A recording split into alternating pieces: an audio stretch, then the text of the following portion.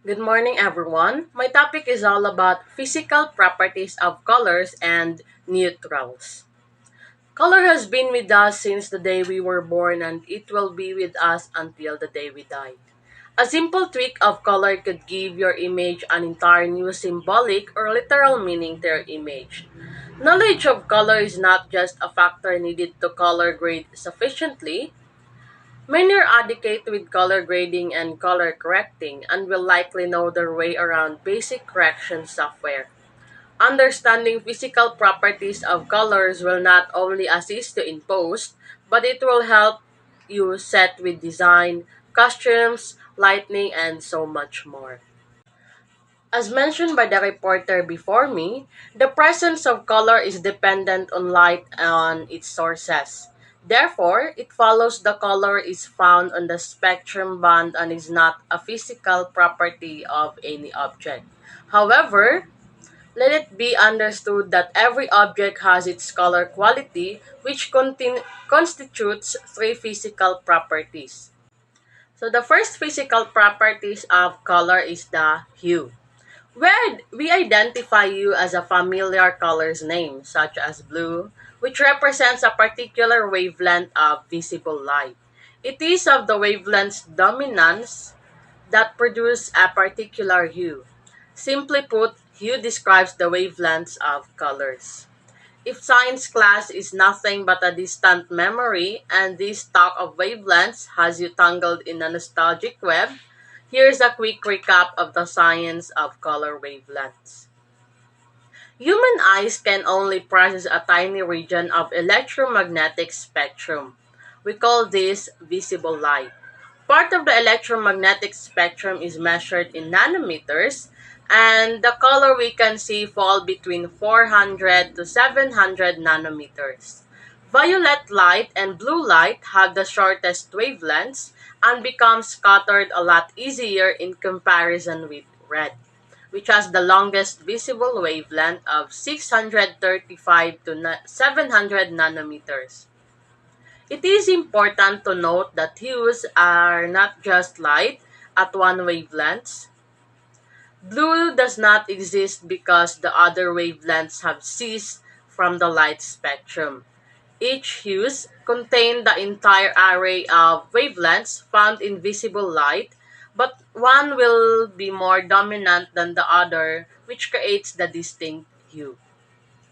Therefore, a hue is a founding dimension of a color determined by wavelength. In short, hue is just the base color. Next, we have the value or the lightness. Value measures the degree of light reflected, how light or dark a color is. Adding white makes the color lighter, which it turns creates tints, and adding black makes it darker and creates shades. The effect of value is relative to other components in the composition. The third physical properties of color is the intensity, also referred to as saturation or the chroma. It refers to the degree of purity of a color. A highly intense color is bright and the low intensity color is more neutral or muted. Colors are at their purest when they are straight out of the tube, not mixed with another color. As soon as you mix in another color, you have lowered the intensity of both colors mixed. Learning how to vary the intensity of a color gives you control over color choices and creates beautiful color effects. A color's intensity always diminishes when it gets mixed with another color. The farther apart on the color wheel the two colors you are mixing are, the more the intensity of the both color diminish. Then let's jump to the neutrals. Some objects are in black, white, or gray, which do not appear in any of the colors in the spectrum band. These are no color quality found in them. However, they merely differ in the quantity of light or the value which is reflected from them.